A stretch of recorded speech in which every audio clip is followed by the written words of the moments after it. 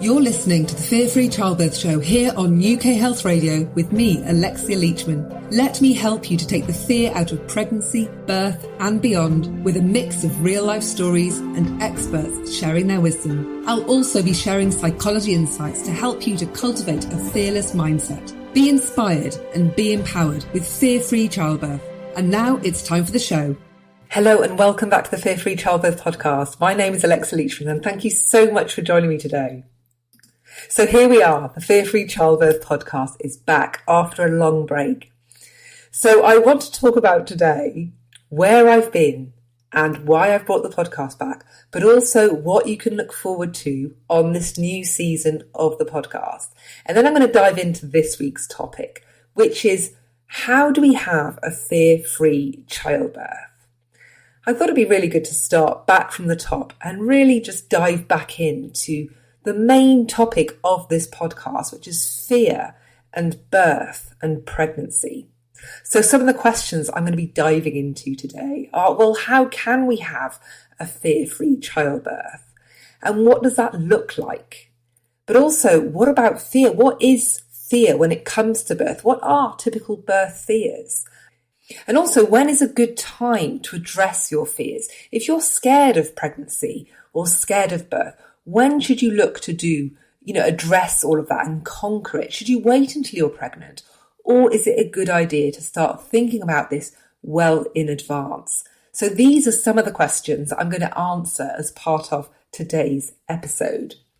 But first I want to update you on where I've been, why I stopped and why I've come back, and also what you can look forward to on this new season of the Fear-Free Childbirth podcast.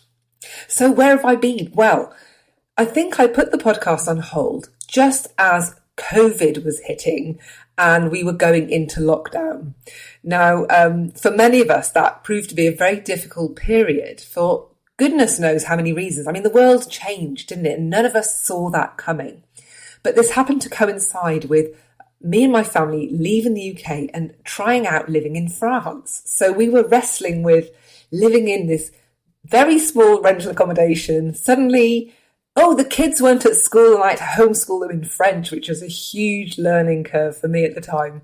I had no office, there was no decent internet, and suddenly the whole family were living in this tiny little house, and I had nowhere to do any work, and I was wrestling with moving to a new country and dealing with something that a lot of parents were facing at the time, which is homeschooling kids, which I'm not a teacher, so this did not come easy to me. And also I was doing it in French. So also I speak French, I'm bilingual, but this was a massive, massive challenge for me. And we didn't know anybody. We had no support. We had nobody around us that we knew because we just left the country. So in all of that, I simply could not carry on doing what I was doing at the level that I was doing it. And I just had to put everything on pause. And then the next few years were just a real drama and challenge as we were moving around the country, trying to find, are we going to live in France? Are we going to do this? Are we going to go back to the UK? What are we doing? And it was really hard. And I hit some real moments where things were very, very difficult for me. And I was questioning a lot of my work. I was changing my direction. I was just sort of being tumbled around in trying to pursue a life dream that we'd always had as a family, which was to move to the Mediterranean and live a life that we'd always dreamed of. But let me tell you for free, pursuing your dreams is not always easy, but we stuck to it. And here I am sitting now in our new home in the south of France, living the dream that we worked so hard to experience. But that journey has been challenging, to say the least. But now I've got my feet firmly back under my desk. I have an internet connection that I can rely on. I have a desk and an office, and things are a little bit more normal now. Although I dare say the world out there has changed beyond recognition from the time when I was doing this podcast regularly. And so this is part of the reason really that I want to bring the podcast back, is because I think when it comes to women facing pregnancy, women facing birth now, things have changed and moved on quite significantly. And there are a whole new load of things that are present that are adding to the fear factor that I really want to be part of that conversation and support women with. And so my intuition called about 6 weeks ago, 2 months ago, went, Lex, you really need to bring that podcast back. And I was like, what? I've parked it. What are you talking about? What? I've moved on from that. But one thing I've learned is never to ignore my intuition. At least that's what I've learned over the last 3 years, is that my intuition has my best interests at heart. And I better listen to it, because it's when I've ignored it that I've driven myself into a ditch. And when it's spoken to me and I've listened and acted on it, that actually it was right. It was always the right thing to do. So I'm trusting my intuition this time round. And when it told me you're bringing back the Fear-Free Childbirth podcast, I was like, gulp, okay, all right then, let's do this. So here I am, bringing back the Fear-Free Childbirth show. So that's why I'm back now. So what I want to just dive into now is what you can look forward to on this new season of the podcast. As we all have, I've grown as a person, I've had new experiences, and my perspectives have shifted on a number of things. And so things move on, things evolve. And so that includes the way that I want to do this podcast. So I just want to share that with you so that you can come on that journey with me. And so that you know what to expect when you think, oh, hang on, is it going to be like before? Well, yes, it is going to be like before, because there's a lot of what I did before that was brilliant and worked so well.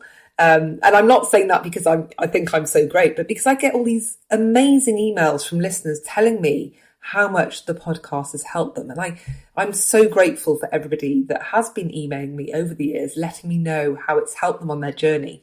And so I'm going to double down on the stuff that I know has been working really well. You know, the things that you love, I'm going to be doing more of that. So there's going to be more expert interviews, and I want to cover new topics, you know, things I haven't covered before, or new angles on previously covered topics, because I'm hungry for information. I'm hungry to learn new things, and I want to bring you on that journey with me so that we can share in this together. So if there are any interesting new things that you've come across that can help others on this journey to motherhood, then do let me know, because, you know, we're all in this together, right? And so let's share in that journey. And I think the first thing I want to say is recognition, really, that even though this show is all about helping you to take the fear out of pregnancy and birth, actually what we do when we address our fears and conquer our fears is it doesn't just set us up for birth. It sets us up for life as mothers, as women. And that's one thing that really has, brought many tears to my eyes, actually. When I first announced that I was bringing the podcast back, in my Facebook group for the podcast, the Fear-Free Childbirth Facebook group, do come and join the Facebook group if you're still on Facebook. I realise that, you know, the social media landscape has changed quite a bit, and a lot of people are abandoning Facebook. But there is a Facebook group there for listeners, so do come and join us. But when I went back in and said, hey, I'm thinking about bringing the podcast back, oh my goodness, I was overwhelmed with these stories that women were sharing about how they addressed their fears to prepare for birth, and how doing so enabled them to really pursue a life beyond the birth, you know, as mothers, pursuing things that were really meaningful to them, that felt like calling. You know, they had the confidence to leave the job and set up their own practice or their own business. They rediscovered something that they really wanted to do, and they had the courage to do that. And so this fearlessness that we can work hard to cultivate as we help to prepare ourselves for this big epic moment, which is childbirth. Let's not pretend that that's the only thing that we're doing here. What we're actually doing is getting rid of our fears for life. You know, when you conquer your fear, and then you are able to have this incredible birth experience that is so empowering, that just helps you to activate that inner power and confidence in yourself, that stays with you. You bring that into your life as a mother. You bring that into your life beyond birth, into motherhood. And so I want to carry on this conversation into the motherhood experience, because we become mothers and then we have another baby. You know, that this is a cycle that we go through. So yeah, I want to expand that conversation to really talk about some of the things that we do experience as mothers. The anxiety doesn't necessarily go away. We have new fears as a mother. We have, there's the postpartum period where you might have breastfeeding fears, and then the parenting really kicks in where you've got to start disciplining your children or not, whatever your decision might be. And being judged in the playground when you're dropping off the kids by the other mothers, how you're raising your children, all of this carries with it anxiety and fear at every level. And so this is what I want to talk about. This is what I really want to spend time having really juicy conversations about, really exploring the motherhood aspect that goes beyond birth. But, the birth really focuses the mind, doesn't it? When you are making that transition from someone who isn't a mother to a mother, and that birth moment is almost like the gateway, it's the portal that you go through, and then what's waiting for you on the other side. This is what fascinates me, listening to these stories of how birth has transformed women, of how they're changing their life as a result of what they learned about themselves in preparing for birth. This is what I think we can all learn from, whether or not we've given birth yet or not. There's something in this for all of us to gain from. So I want to go deeper into this mental and emotional health conversation, more meaty conversations about the healing journey. How do we heal from our anxieties and our fears? How do we set ourselves up for success in terms of a great birth experience, being the mother that we want to be for our children, the role model that we want to be for them, but also acknowledging the desires and the needs that we have as individuals, as women, so that we're not sacrificing our sense of self, our sense of identity, that we can have it all. One thing that I've done a lot since parking my birth work was working a lot with women outside of birth. And I've worked a lot with business women and business leaders, and how some of those who are mothers who are wrestling, young kids with being a CEO or launching our own business and having the children at home and trying to balance all of that. And where do you put the boundaries in? How do you put yourself first when there's somebody else that needs putting first to you? How do you not forget who you are? How do you create balance and honour your own needs throughout all of this journey? Because that is very important. How can your kids will look to you for inspiration and as a role model. And if you're not honouring yourself, then what are you teaching them? These are really important things that I think we need to be talking about. So how do we activate this inner power in ourselves? How do we heal in such a deeply profound way that we benefit, that our family benefits, that our kids benefit, that we're setting up them for happiness and fulfillment, so that they are able to live enriched lives and be happy people and humans that can support life for all of us here. So the self-healing journey is something that I really want to dive more into. My journey was very much about self-healing. I did all of my fear clearance work myself. This is what I help my clients to do. I share my tools, my resources with them to help them to take ownership of that healing journey so that they are in control of their own mental and emotional health, because that really does put you, that's the kind of thing that activates your inner power. That's the kind of thing that really puts you in the driving seat so that you're able to take full responsibility for your life and for others in a really meaningful way. So, I'm going to talk a lot more about healing, a lot more about self-healing and things that you can use to help you on this journey. I want to talk to the professionals that help others to heal. There are some incredible modalities and approaches out there that we can be using to help us on our healing journey. So I want to talk more about those, what works for different people, because we all respond differently. We all have different things work for different people. There are certain tools and techniques that work really well for some and not well on others. And so we all have our personal preferences. So it's really about inviting that conversation with from people who've got different experiences so that we can learn from each other. And throughout all of this, I've been, one thing I'm really passionate about is the self-healing journey and helping other people to really take responsibility for that. So even though I've not been doing my birth work, I've been creating loads of self-healing resources, things that you can use to help you on your healing journey. That's whether or not you're healing your fears and anxieties around pregnancy and birth, or anything else that you've got going on, whether it's any triggers or traumas, your anxiety, things that are making you feeling depressed experiencing depression.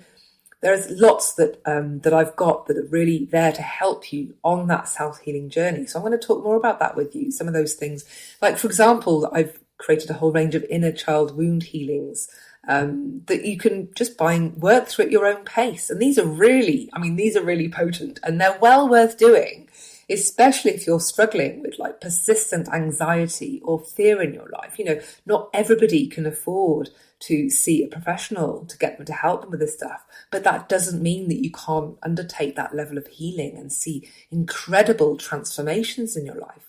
I've got a self-healing membership, and there's one lady that joined the membership and she blew my mind. She couldn't afford to work with me. She had tocophobia and depression, and she wasn't able to leave the house at all. She said she was curled up in the fetal position, just crying, couldn't leave the house, and she thought that was it. She called those her dark, dark days. And within 2 months, she was able to turn her life around. She healed her depression and her tocophobia all on her own, using the things in my membership. I mean, it completely blew my mind. So I'm in the middle of tracking her down right now so that we can have a conversation about that, because that's truly inspirational. Because I think if more of us could be healing ourselves of these conditions that are really debilitating and holding us back, then imagine what a great place the world can be if we could all be bringing about that kind of personal transformation. So I want to really dive into these wounds that we're experiencing, these wounds, these traumas, the things that we have as women and as mothers, and how they affect us on this journey. You know, let me just quickly mention the judgment wound, for example, and how many of you experience judgment. I know I was working with a lady recently who on her docophobia recovery journey, and she's like, the judgment, you know, she was just so worried about how her friends would judge her for becoming pregnant because they're not wanting that at the moment. So whether she would lose those friendship circles. And then she was talking about how she's worried about, you know, the judgment that she might then be like judged on depending on the kind of birth that she wants, whether it's vaginal birth or C-section, and how there's so much judgment around all these various decisions that we make throughout the whole of this journey, throughout pregnancy, birth, and then into motherhood. It's fraught with judgment and there's people-pleasing stuff. I want to dive into that because we don't need to be doing that. We don't need to be worrying about this stuff. We need to be doing what's right for us and our family and our children. And that's going to be different for everybody. So we don't need to be pandering to these wounds, right? So I want to dive into these wounds that we're struggling with and look at the traumas that are affecting us on this journey that we have. I mean, we talk a lot, you know, when you listen to a lot of birth and pregnancy podcasts, you will hear a lot about birth trauma. And that's a really obvious place to start when we talk about trauma that affects us on this journey to motherhood. But through the trauma healing that I'm doing with my clients, I'm realizing the extent to which there's so many hidden traumas, hidden wounds that we really don't know about, that we've experienced. And a lot of these are micro traumas. These are small events that you won't even remember, that happened when you're 4 or 5, and that they've just sort of merged into all these other experiences you had in your life that haven't really stood out, but it's like sand on their own. A grain of sand is nothing, but you know, if you fill a bag of sand, it's pretty heavy and it's quite unpleasant, you know, to be carrying that kind of thing around. Very itchy in your clothes. Very unpleasant, right, if you get sand caught up in places. So these wounds, even though they're tiny, they can really create quite a rub, a lot of resistance. They can be the source of phobia and fear. And a lot of these can be very unexpected in nature. I've got a really good episode for you coming up about the kind of traumas that can be behind tocophobia, but also body image issues, and how those interplay on the pregnancy journey. So this conversation about traumas and hidden wounds, I think, can really be helpful to understand what some of those wounds can be, that you can start maybe peeking at, having a better understanding of, to help you to be this fearless woman who can do whatever she wants and you know, just be empowered and be strong and live the life that you want for yourself and your family. So I'm going to be diving into all of that in a lot more depth, because this is the stuff that really gets me going. As you can tell, I hope. I touch a lot of this. I go into a lot of this on my other podcast, the Head Trash Show podcast. But I really want to bring a lot of that to this podcast as well, because I've noticed how much of this plays out in the pregnancy, birth and motherhood journey, that I really want to share this with you. So yeah, and I also want to talk about the spiritual aspect of this journey to motherhood, because this has been such a huge aspect for me. And I don't think I really talked about it that much before on the podcast. I think because this was very, when I did the podcast before, it was very, very early in my own motherhood journey. My first episodes were recorded. I think my second daughter she was breastfeeding. I was in the first 8 weeks of birth. She was a brand new, tiny little squidgy thing when I was recording my first episodes. And so I was still in the throes of getting to grips with motherhood. And I think I still am, don't get me wrong. I'm not like I've nailed it in any way at all. But this healing journey, I've never stopped that healing journey. It was my tocophobia that brought me to the healing table. It forced me to do my healing. And that healing that I did, I've not stopped. I've continued. And the more that I've healed, the more this has raised my own level of consciousness, that has made me more intuitive, that has really opened up the spiritual part of me that maybe wasn't as developed before, as open before. And the more conversations I'm having with women who are on this motherhood journey, a lot of them are talking about these same experiences. And so I just want to bring this aspect of ourselves to the fore, and how this spiritual aspect can really help us to support us on this journey to motherhood. So we're going to be diving into that as well. And finally, I'm going to be doing lots more stories with you, because I know that you love the stories, right? So I've got some tocophobia recovery success stories, some tocophobia success birth stories, and I've got some incredible life stories from women that have conquered their fears to give birth, but not just once, but several times. And then they're pursuing their life's calling. They really have become fearless in every way as a result of clearing their fears for birth. And I want this to be an inspiration to you, because I know that when there are some first-time mothers that might be listening to this show, maybe they're expecting their first baby, and then maybe the idea of addressing fears or doing some of the healing work doesn't seem too appealing. Sounds like a lot of effort. Not really sure. Maybe if I just go with the flow, it'll be all right. Women have been doing this for years. I'm going to be fine. Well, maybe you'll be fine, but I would definitely urge you not to go with the flow, as so many of the stories that I've got coming will kind of say that a lot of these women went with the flow first time round. It didn't quite work out, and that's why they kind of really knuckled down and did the work for the second birth, because they did not want a repeat of their first birth. And so, yes, the benefits of doing this, of preparing mentally and emotionally for your birth is really important. But it's not just for the birth. It's also for you as a person and for what lies beyond birth. And so some of the stories I've got to share with you will illustrate that, so you can really kind of have an understanding of the potential of the pregnancy journey and how it can impact you and your life. There's one story that just blows my mind. And I think me and Susie, listen out for Susie's interview, we were pretty emotional the whole time she was talking. There's lots of sniffling and wiping of noses going on.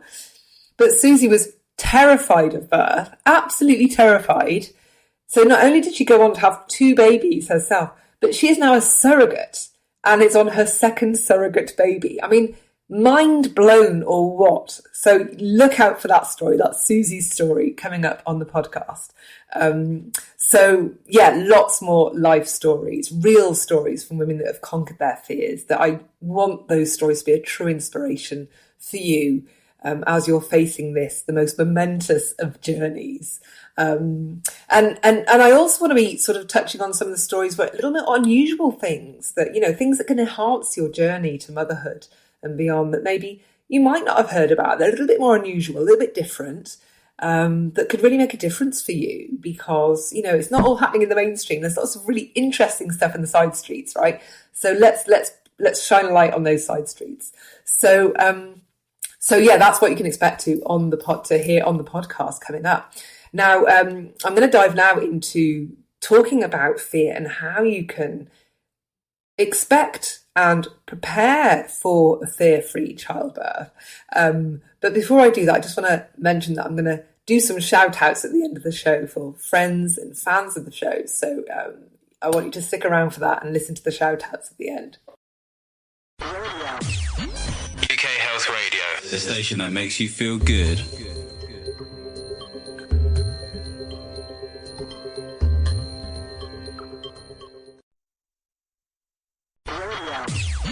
UK Health Radio, the station that makes you feel good.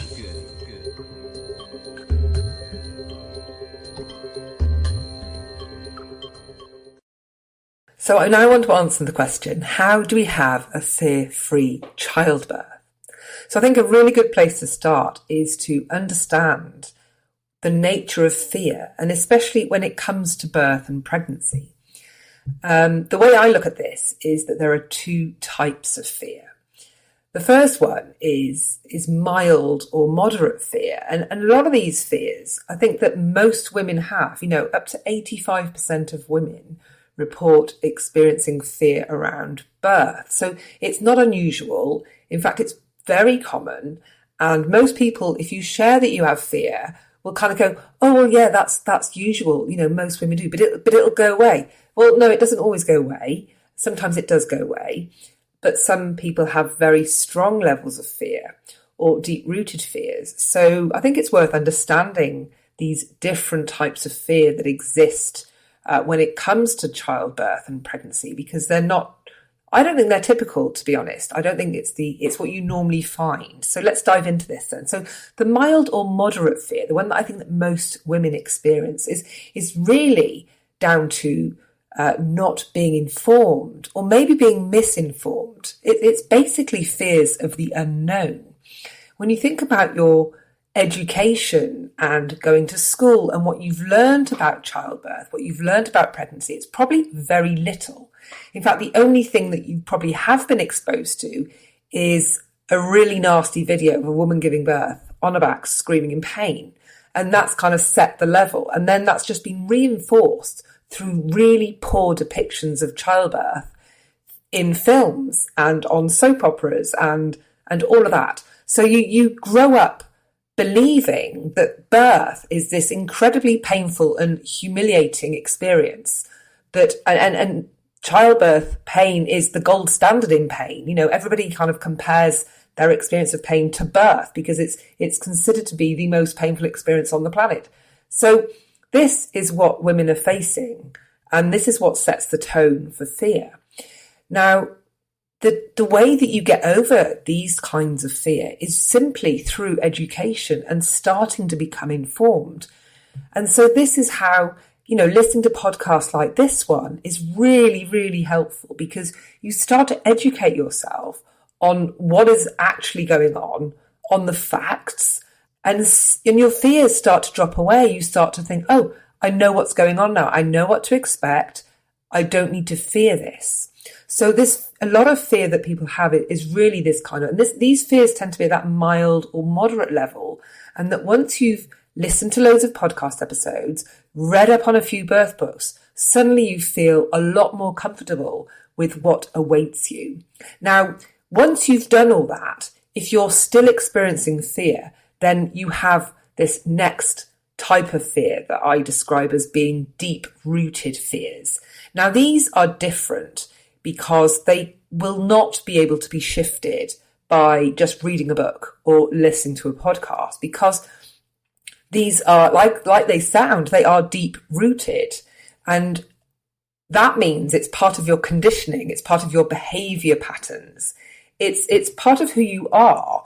And so for you to change that part of you that is arising from your subconscious, then that's where you need to go to do the change work. It's within the subconscious. So operating at a conscious level, i.e. reading, listening, is not going to do the shifting. It's just not going to do the work. So typically this requires maybe therapeutic intervention or using techniques that operate and create change at a subconscious level. And really, when I call them deep-rooted fears, they're actually, in my experience at least, conflicts in our values. And it's the conflict that creates this rub that is the trigger for fear and anxiety. So let me just give you some examples so you know what I'm on about, right? So your desire for freedom, we live in a culture that values freedom and freedom of speech and all of that. And so we expect freedom. It's one of our collective values. And yet that comes up against this feeling of being trapped by the pregnancy journey or the birth experience or motherhood, and a sense of not having that freedom or choice being taken away. So there's conflict between freedom and these feelings of being trapped. It's that creates the fear. It's that creates the anxiety. Then you've got, for example, another one, very common, independence. So again, a collective value. So you want to be independent. Maybe you've lived your life up until now. You've got you've earned your own money. You've got your own stuff. You've got your own car, your own house. You are independent. Now you're facing a period of your life where you will be dependent on others for support. Other people are going to need to help you through this pregnancy experience, the birth experience, through motherhood.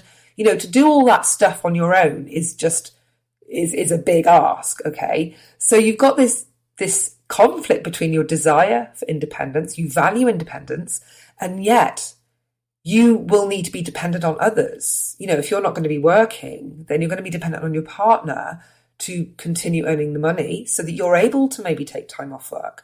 But also you'll need support of other people around you, so that you can get some sleep, so that you can do function. Raising kids on your own is a challenge, okay? But there's also the other part, which is you will now be dependent upon, your children will depend on you. So where does that leave you and your desire for independence when you've got these stragglers that require you to be there for them? You can't go off and do what you want now, can you? Again, this desire for freedom versus, oh my God, there are people that are relying on me now and I don't have the freedom and choice to do what I want with my life. So all of these conflicts is what's creating these deep-rooted anxieties and fears. And we need to unpack all this and heal this conflict, because that is what's going to heal the fear, right? So these deep-rooted fears, they don't necessarily show up as strong fears, but they're deep-rooted in the sense that they're going to be much more difficult to shift by just talking your way through it and rationalising your way through it, because that's not how we heal those kind of conflicts. At least that's not in my experience. And it can be done very quickly. With the work that I do, we do this very quickly. It doesn't need to take long. I suspect that if you had to talk your way through that and do it rationally, that kind of change work would take a good, a few weeks or months or whatever. And when you're pregnant, you just don't have that kind of time, right? Now, so let's sort of deep-rooted fears, let's park those now. And then let's talk about the strong levels of fear, the phobias. Now, when you're having a strong level of fear, it's very different to the deep-rooted. Deep-rooted can be strong, but it doesn't mean, you could have a strong level of fear that isn't deep-rooted because there's a phobic response going on. And often when there's a strong level of fear or a phobic response going on, there's the presence of trauma that is directly feeding this fear or the phobia that you're experiencing. Now, I dare say that we're all experiencing trauma on whatever level that we have not healed yet, that it's affecting us in lots of ways on this journey. And I'm going to be touching a lot more on this in other episodes, but I'm specifically talking to the traumas that have directly impacted how you feel about pregnancy, birth and motherhood. Those specific traumas. So we're talking traumas around birth experiences, and that might also be your own birth experience that you probably have no conscious recollection of, miscarriage experiences, and anything that you've had that's been sexual in nature, that is in the pelvic area. Maybe you've had a procedure in a hospital environment that didn't go brilliantly, that has left you feeling very vulnerable. So anything like that could be directly impacting how you feel about birth and pregnancy, that's the kind of stuff that's going to be feeding the strong fears and potentially making it a phobic response for you. And so, when you have a phobic response, what does a phobic response look like compared to maybe just sort of strong levels of fear? When you have a phobic response, it's more There's strong avoidance going on. It can feel, you're desperately trying not to get pregnant.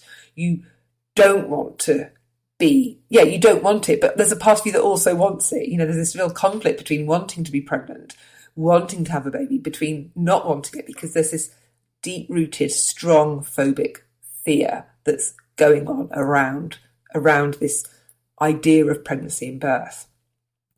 And so when it comes to conquering your fears, then, if you want to have that fear-free childbirth, how do you deal with all of this? Well, an important first step is really to understand what's going on for you. You need to kind of break down the fear, strip it back into all its constituent parts so that you have an understanding of what those individual fears, anxieties, and conflicts are for you. Now, for those of you that aren't familiar with my work, I've developed a process, fear clearance method that I use to get over my tocophobia. And this is the process that I go through, and I share the process. I show you how to do it in both of my books, Fearless Birthing and Clear Your Head Trash. So you can go to both of those websites, do a search for both of those on Amazon, and you will find the books and the process inside. And you can start doing this right away. It's a DIY process.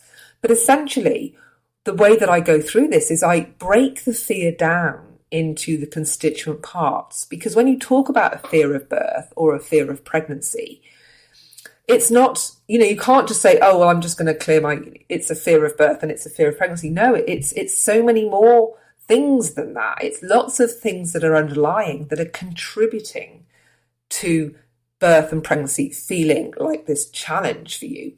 And so it's important to really strip back and to break down all of that into these individual conflicts. So, for example, it might be that you need to work on your conflict between freedom and feeling trapped, or independence and being dependent. That's the kind of thing that I'm talking about, because it's that is creating the fear. As women, we have this life moment, this transitionary event that is forcing us to confront our fears. Guys don't have to go through this. They can kind of never ever confront their fears and their conflicts because they don't have to face this kind of event. And so we're lucky in that respect. There are some women that feel that pregnancy and birth is a burden for us to bear. And that may be the case because it's not always an easy process to live through. But my goodness, it comes packed with opportunity for healing and to find yourself and define yourself and to empower yourself. And it's rich for all of that. And so depending on what you're facing as part of your pregnancy journey, your birth journey, contemplating parenthood, from the stage where you think you might want to start planning for a family, but now you're getting all a bit panicky over it. Well, these feelings that you're being presented with are gifts. They're opportunities for you to dig, to understand why you're feeling that way, and to heal it. Once you heal it, you can overcome all this and crack on with doing the thing that you want to do, which might be to have a super huge, large, lovely family, right? Then you're in a position of choice. When we're phobic, when we have strong levels of fear, that choice isn't there because we make our choices to avoid the thing that we fear. So many women with strong levels of fear will avoid thinking about it, avoid sex, avoid looking at pictures, avoid conversations about pregnancy and birth. There'll be a total avoidance. And if they end up getting pregnant, then they're going to avoid the potential for vaginal birth because that could be too terrifying for them. So they're going to take themselves down the C-section route. C-sections, I have no preference or judgment on either. We choose the birth that's right for us. But many women do choose C-sections because they're fearful of what vaginal birth entails. And so C-section represents more certainty for them because they can pick a date. They think, well, it's going to hurt, but at least I can know what to expect with a C-section. It's a known quantity. Whereas vaginal birth is this huge unknown. I mean, it might be really quick, it might be really fast, it might be really slow, it might not hurt at all, but it might be really awful and then end up in a C-section anyway. There's this huge range of unknown around a vaginal birth that the C-section doesn't quite have. And so those that fear change, those that fear the unknown, will often choose a C-section because that feels more comfortable for them. UK Health Radio, The station that makes you feel good.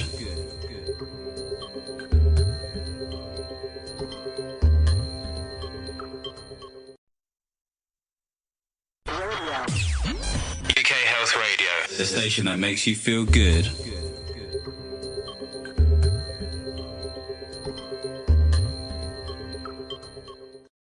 When you're looking at the how you feel about birth and how you feel about pregnancy, it's really encouraging you to start thinking about what those individual things are, so that you can break it down.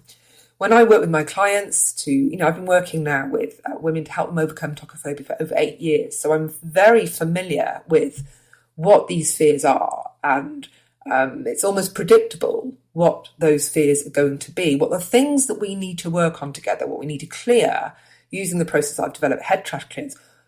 It's predictable. And I'm going to share what some of those things are with you, because, if you might think, oh, well, what are they? Tell me, Lex, tell me. I want to clear this stuff. Well, sure, I'll tell you.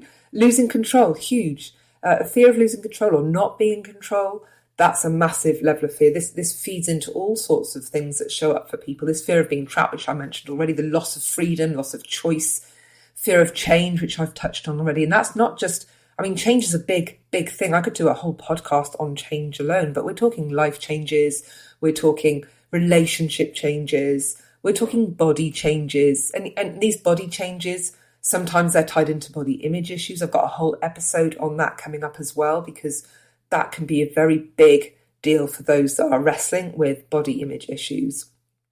Fear of death, which is very close to kind of fear of complications and things going wrong. Then there's medical fears in there as well, injections and medical procedures and hospital environments. All of those carry different levels of fear as well. So these are just some of the fears that I see time and time again.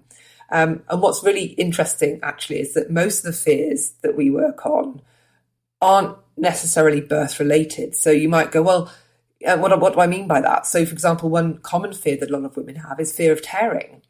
Well, when we kind of break it down and clear all the conflicts and the anxieties, then the fear of tearing kind of falls away. That's not really a thing, because actually it's symptomatic of a conflict that's going on. So most of the fears that are really contributing to how you might be feeling about pregnancy and childbirth are human fears. They're going to be fears that everybody, all humans experience, fear of change, not being in control, fear of loss of freedom. These are things that everyone wrestles with. But as you're facing this journey, you're being forced to confront it. And that's the bit that's causing the problems, potentially, if you're experiencing high levels of fear. So I would encourage you to simply just start jotting some of these things down and compiling your own fear clearance list. This is exactly the process I go through with my clients. So when we start working together, they fill out this form where I kind of ask loads of questions because I'm super nosy, but it's really helpful because it helps me to break this down for them. And then I come up with their own fear clearance list. And this list typically ranges from, 10 or 15 if you've got like a low level, moderate levels of fear, up to 40 items on the list. So women with tocophobia typically have 30, 40, 50 items. If they've got anxiety, if wrestling with anxiety as well, it could hit 50, 60 items, which you're thinking, wow, Lex, that sounds like a lot. Well, yes, it is. But phobias and anxiety, these are big, meaty mental health conditions, and there's lots of things that contribute to them being a thing. So we map it all out, we create a list, and then my clients, they just work through and clear them one by one. Now, if you want to do this, I've made this super easy for you. And I went through all of my client notes and I identified all the common things that women who have tocophobia or strong levels of fear around childbirth, I wrote down the definitive list, right? This list, it's got 30 items on it. And I would say, if you're struggling with strong levels of fear around birth, that your stuff's going to be on this list. This list would probably cater for 80% of women, I think, because the other 20% is all very unique. It's going to be down to if we have had traumatic experiences or what our own life experience has been. So it's not a list that is going to get 100% results with everybody, but it's going to help you move the needle in a massive way. And you can now buy this list off me with all the fear clearance scripts. And you can just crack on your own. You don't need to read my book. You don't have to learn my method. You just have to be able to read English. If you can read English and you want to clear your fears and you want to work through a to-do list, That to-do list is available for you to buy on the website. So just go to the Fear-Free Childbirth shop and just look for the pregnancy and birth fear clearance pack. There are two types. There's the top 10 pack and the top 30 pack. And the top 30 pack is those with people with lots of fears, and the top 10 pack is those for those with mild fears. So that would be a really good place for you to start. And a lot of the things I've talked about here are included in those packs. You can start right now and clearing some of your fears, because that is what's required to get rid of your fear of childbirth and pregnancy. And actually, a lot of these fears, when I talk about the fear of losing control, well, that's not just a birth fear. That is a human fear, as I mentioned. And so when you're a parent and your kids are like, there's chaos in the house and nothing is where it should be. They've just emptied the Lego box all over the floor. Dinner is late because you've burnt everything because you were too busy getting distracted by something else. The dog has just knocked over the vase or whatever. Suddenly you've lost total control in the house and it's a total mess. And you're trapped there because nobody's around to help you. Your other half's not going to get back for another hour because he's caught in traffic. And so all of your triggers are suddenly being pushed on all sides. If you've healed that before baby has arrived, then that kind of situation you'll be able to handle much more easily. Whereas if you've got that stuff going on into parenthood, then the parenting journey could be a lot more dicey and a lot more challenging for you. So doing this kind of healing work before babies arrive is highly recommended. So and this takes me to my next question, which is, a lot of people say, if I've got fears of birth or pregnancy, when should I address my fears? Should I do it before I get pregnant, or can I just leave it to pregnancy? I would recommend that if you have any anxieties or any fears whatsoever, to address those as soon as possible. Like, why wait? Why sit with fear? Why sit with high levels of anxiety? Because it's sapping it's getting in the way of you enjoying life.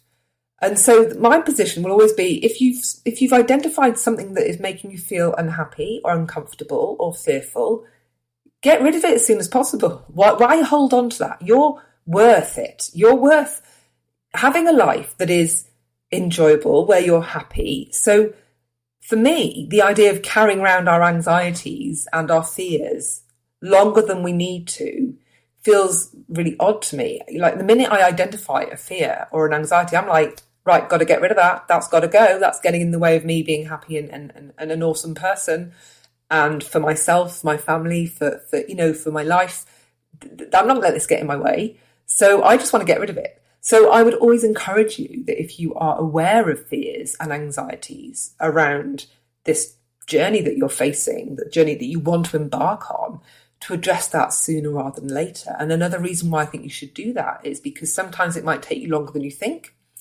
But also when you're pregnant, you're on a timeline. There's a due date arriving, and yes, due dates are very flexible. It's a due month, but nevertheless, it's heading your way. And it might be earlier than you think if you have a baby that wants to turn up early. So you have pressure that might get in the way of you being able to really kind of immerse yourself in that kind of change work that's needed.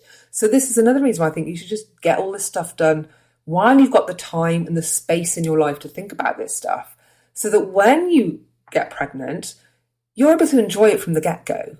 That if new fears have come to you while you're pregnant, then you can work on those and you know what you're doing. You're familiar with the tools. You've found out the things that can help you.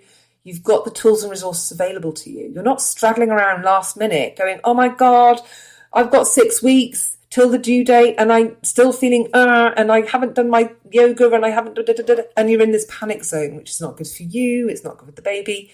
Give yourself the time to do what's going to help you enormously to prepare for the pregnancy journey, but also for the birth journey. So I'm going to wrap up there because I think that's enough for today. So I promised I was going to do some shout outs with you before the end of the show. So shout outs are, I really want to give a big shout out to all the people that are still listening to the show, even though I've been on a pause for so long. I'm talking to you, Susie. I'm talking to you, Jennifer. Also, I want to give a shout out to Mandy Reese for buying me and my team a coffee. So yes, you can now support the podcast and buy me and my team a drink. If you want, you can just go to support the show page, head over to fearfreechildbirth.com fearfreechildbirth.com/support the show. And you can buy us a drink. You can buy us a monthly drink. At the moment, people on my team, I've got Emma, I've got Eds, I've got Cheyenne, I've got Mariano, and it's together. We come together to help make this podcast possible. So, if you want to show support for the show, then, you can head over to the Support the Show page and buy us a drink, and we will be very much appreciated. And you are guaranteed a shout out in future episodes.